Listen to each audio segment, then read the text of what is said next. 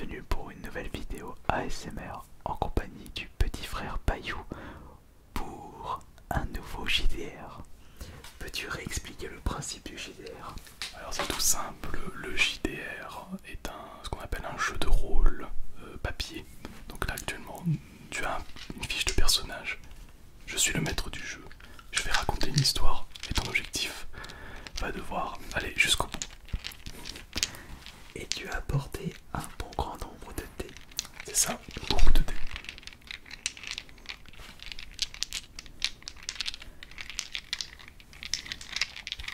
Alors, tu m'as justement donné ma petite fiche de personnage. Exactement. Est-ce que tu m'as donné un crayon? Enfin, tu as apporté un crayon, merci. Alors je remarque que je serai le personnage, le Minotaure, avec 20 de santé, chakra 10. Chakra. Oui, chakra pour mana si tu préfères. Ah d'accord, mana, ça me parle un peu plus. Ça me fait penser à Secret of Mana. Force, perception, volonté, sociale, Intelligence. intelligence et agilité. Ce sont des caractéristiques principaux. Eh bah il est vachement agile mon Minotaure. Oui, Quand tu vois la tête qu'il a, normalement il a plus de force que d'agilité. Mais il est pas sociable le mien.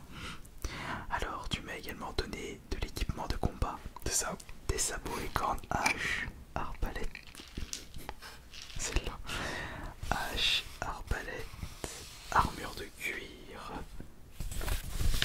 C'est tout. Et des objets. C'est ça. J'ai des cordes, torches, potions de soins. Ok, très bien. Alors, quel va être le but de ce JDR? Et ben c'est simple, je vais poser la situation, je vais raconter ce qui... globalement, où est-ce que tu es, D'accord. et qu'est-ce que tu vas devoir faire. Ok, Alors, très bien. ton Minotaure, il a dû fuir un danger. Voilà. Et il est tombé, malheureusement, dans un trou. Dans un très très grand trou. Après plusieurs minutes, plusieurs heures, tu ne sais pas, de sommeil, enfin de sommeil, entre guillemets évidemment. Il était KO. Et des chaos, c'est ça, de coma. Tu te réveilles dans un endroit un peu particulier. Tu sens l'humidité autour de toi. Tu es entouré par des murs froids. Ok. C'est très sombre. D'accord. Et il semblerait que il soit impossible de remonter par là où t'es arrivé. Il va falloir sortir. Très bien. Alors, j'accueille tes cordes de sortie. Non, mais pas non plus Kimon.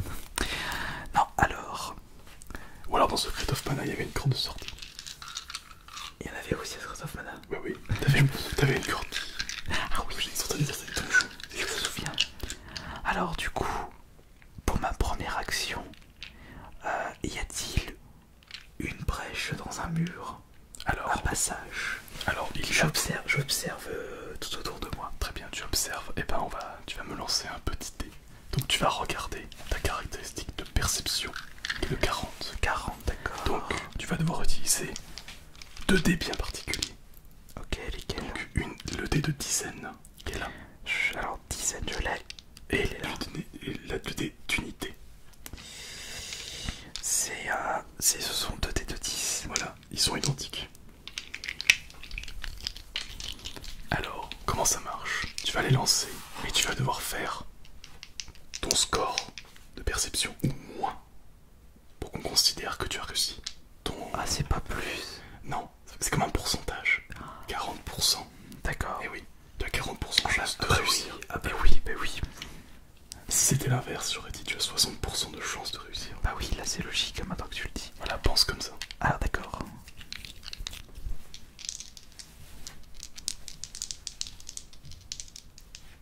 Hop, alors, On est à 7, 57. 57. Ah non, j'ai fait supérieur Malheureusement, que ma perception. tu as fait plus, donc c'est raté. Alors. Mais cela dit, je vais quand même te donner des informations. D'accord. Donc, autour de toi, il y a donc c'est une pièce carrée. Tu es sur un sol fait de dalles de pierre. Donc a priori, c'est comment dire, c'est une construction humaine, pas humaine, dans le sens c'est des gens intelligents qui ont dû le faire. D'accord. Et il y a devant, sur l'un des côtés, une porte, une grande porte de chêne. Enfin, a priori. Très bien. Alors,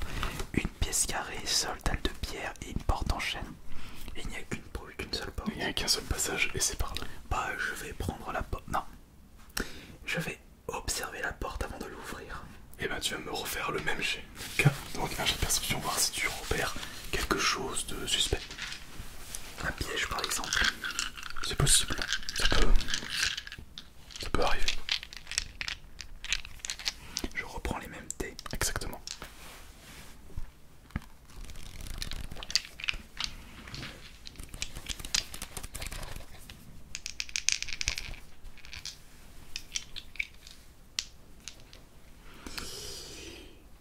Et 10, pas de façon. Oui, 14. 14. Et là, donc là c'est bon. c'est réussi. Donc tu arrives vers cette porte. Alors a priori il n'y a rien de dangereux. Mais il y a une chose que tu remarques, c'est que la porte est très abîmée. Par le temps et les éléments. D'accord. Donc a priori, Porte très abîmée.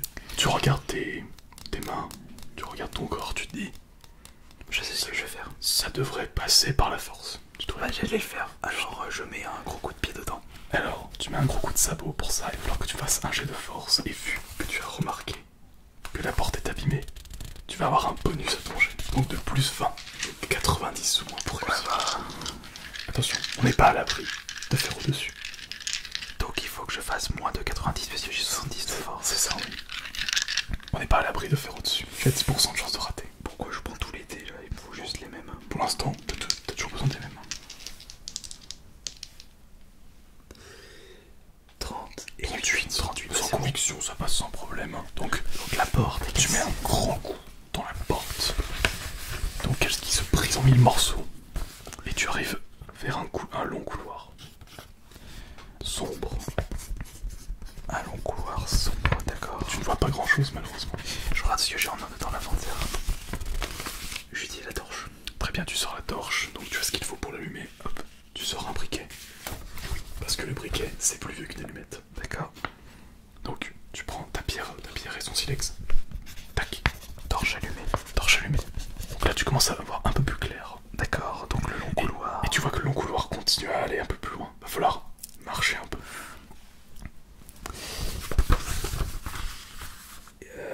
J'ai quand même un doute pour savoir s'il n'y a pas un piège au sol. Donc j'aimerais y aller doucement jusqu'au bout du couloir. D'accord, très bien. Donc tu avances prudemment. Je vais faire un jet de mon côté. D'accord, Je ne sais pas quoi. Je fais juste le jet. très bien. 79, très bien. Ok, 79. Qu'est-ce que j'avais prévu? T'as pas du crayon? Non, pas besoin, Non, c'est c'est pour moi. D'accord. Donc tu avances, et vu que tu m'as précisé que tu étais prudent, Ouais. tu vas me refaire un jet de perception, mais avec un bonus de 15%. Donc il faut que je fasse moins de 55. Exactement. Là tu as compris le principe. Tac, et... C'est bon.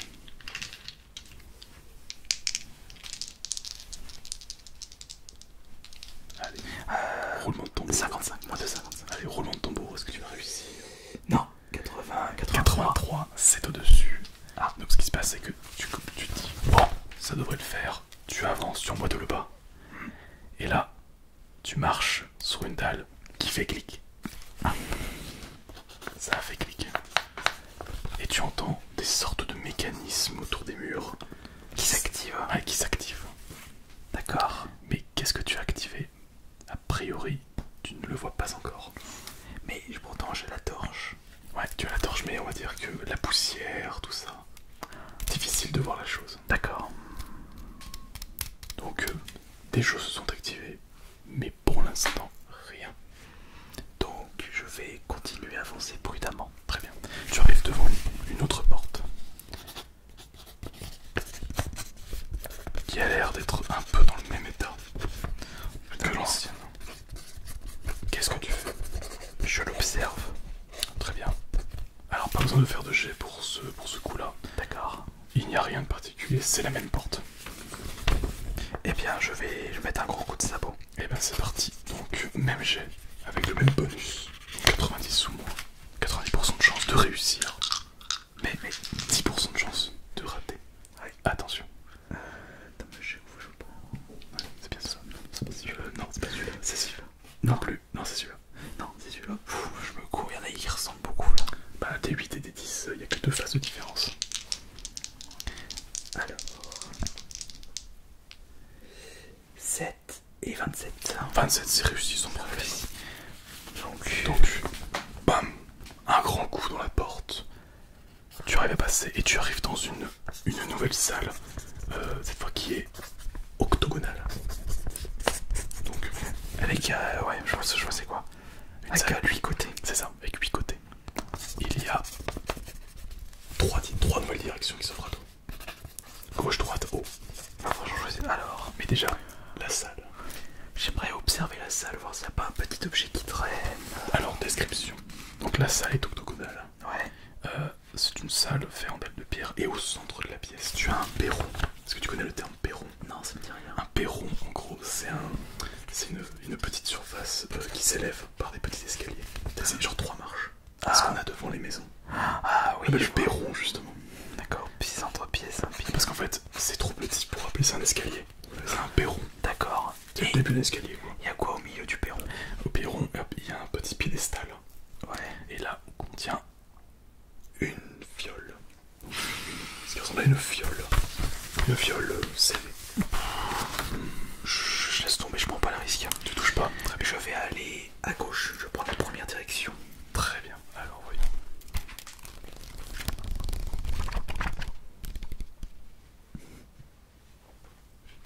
Ok, je vais faire un jet. Je te dis pas quoi. J'ai fait 94. Ah. Plus c'est élevé, moins c'est bien. Ah, pour moi? Pour toi ou pour moi? Ah, d'accord, ça dépend. Eh oui, va savoir. D'accord, alors tu arrives vers la porte, tu constates qu'elle est entrouverte. Déjà, elle est entrouverte. D'accord. Porte entrouverte.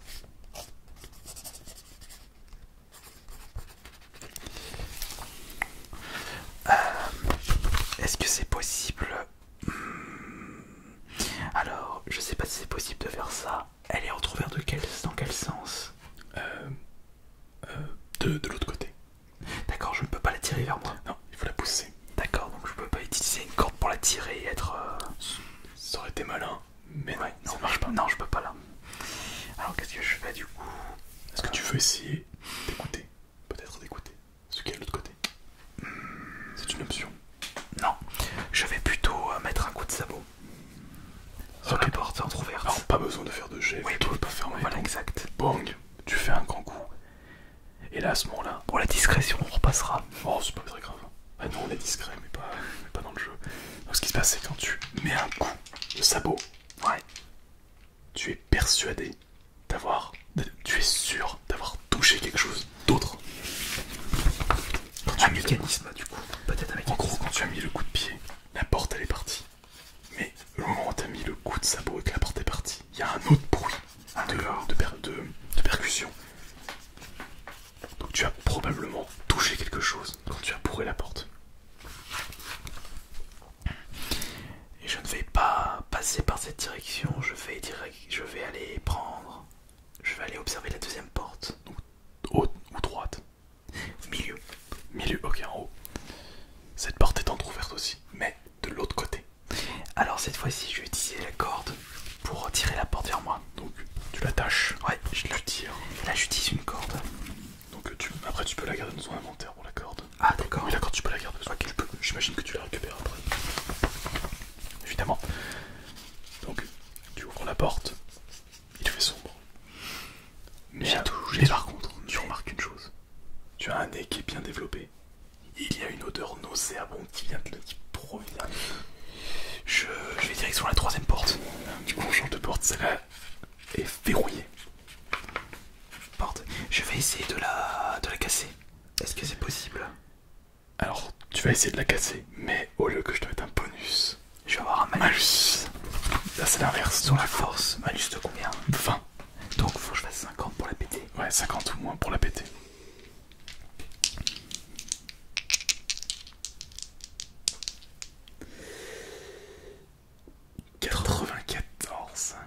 Ah oui, c'est un 90, bah non, Ouais. je l'ai pas. Attends. Oui, c'est ça, oui, ça.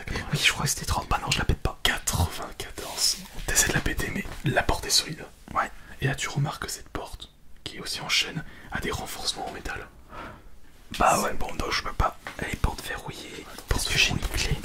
Non, t'as pas de clé. Et je n'ai pas de compétences de crochetage avec le Minotaure. Ouais, malheureusement, on va dire que alors, le problème n'est pas la compétence de crochetage, c'est que tu n'as pas les outils. Oui, d'accord. Tu n'as pas ce qu'on appelle le kit du petit filon. Parce que, ouais, j'ai juste l'armure, l'arbalète. J'ai l'arbalète, j'avais zappé ça. Je vais retourner dans la première porte. Ok. Et je vais tirer un carreau. D'accord. Où tu le tires ce carreau? Bah, la porte, elle est déjà ouverte. De la passer où il y a le dos, c'est Ah bon, là, je reviens Ah, à la gauche, la porte, la ouais, gauche, d'accord. Et donc tu vas tirer. Oui, je tire dans le couloir. Très bien, donc tu vas me faire un jet d'agilité. D'agilité 60. Pour le coup, ce n'est pas un test qui va te demander de la force, mais de l'adresse. Bonus, malus. Non, tu le fais comme ça. Donc, 60 au moins. Et c'est 46. 46, ça passe sans problème. Donc tu tires. Tu as touché quelque chose. Ah. Mais cette chose n'a pas l'air de réagir. Par contre, t'as entendu que ton carreau s'est arrêté. Mais le bruit, il était... Comme si tu avais planté quelque chose de solide. comme un mur. Non. Non, Alors non, parce que le mur, c'est difficile de planter un mur de pierre. D'accord. Alors bah du coup je vais dans le couloir avec la torche. Alors, le moment où tu approches, Ouais. tu entends des bruits de pas. D'accord. Quelque chose qui commence à approcher. Et le pas est léger. Et tu entends des bruits d'articulation. Et là, tu en es sûr. Il y a un squelette. J'allais le dire. Il y a un squelette dans le couloir. Eh bien, s'approcher. je fonce. Alors tu fonces. Donc,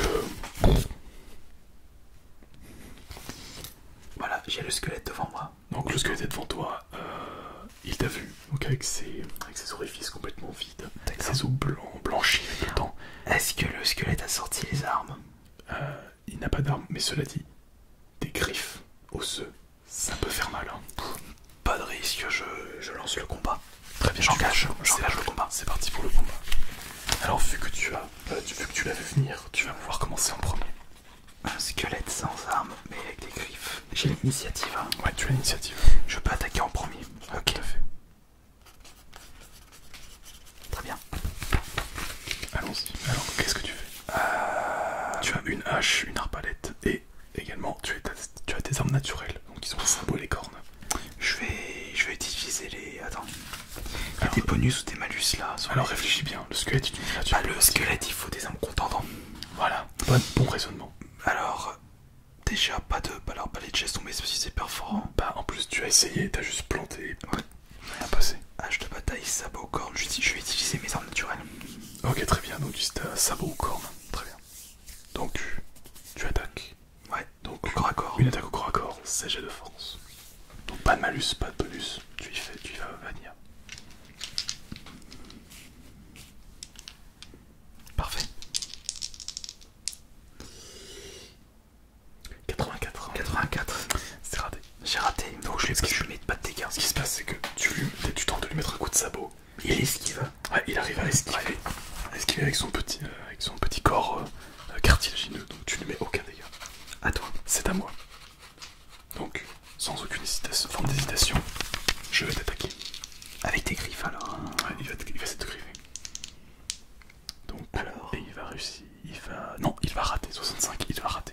C'est à moi, je rattaque. Et allez, au nouveau tour, c'est à toi. De toute façon. Voilà, il n'y a pas trop de questions à se poser. Tu as fait 4. 4. Et 4, dans Maverick, on appelle ça une réussite critique. Tu as fait 5. Voilà. Ouais, tu as fait un coup critique. D'accord. x2. Ouais, c'est ça. Donc, tu vas faire tes dégâts. Donc, tu lances un des 6. Celui-là. Et on va multiplier cela par 2. 4, 8. 8. Je mets 8 points de dégâts. Donc, tu mets le coup de sabot. Ouais. Tu lui détruis toute la cage thoracique. D'accord. Il est encore vivant. Et, a priori, il arrive encore à tenir debout. D'accord. Mais, d'un fil, d'un petit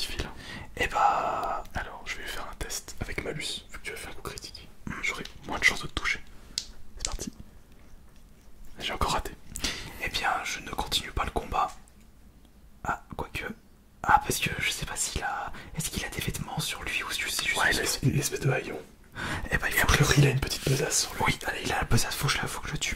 Je l'attaque encore. Allez, et c'est parti. Et j'attaque cette fois-ci avec la hache de bataille. Très bien, donc tu sors ta hache de bataille et c'est parti. 60.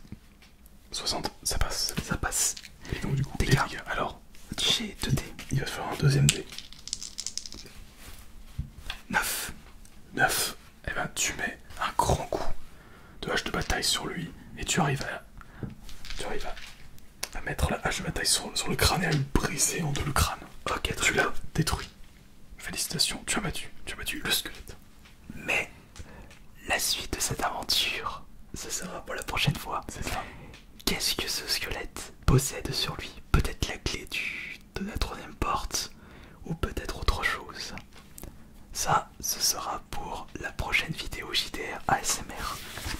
Faudra juste que je garde ça, mais je m'en souviendrai. De toute façon, je te le laisse. Ouais, on va laisser ça là. Tiens, je te laisserai ça du coup. C'est ça. Merci beaucoup Payou pour cette vidéo ASMR.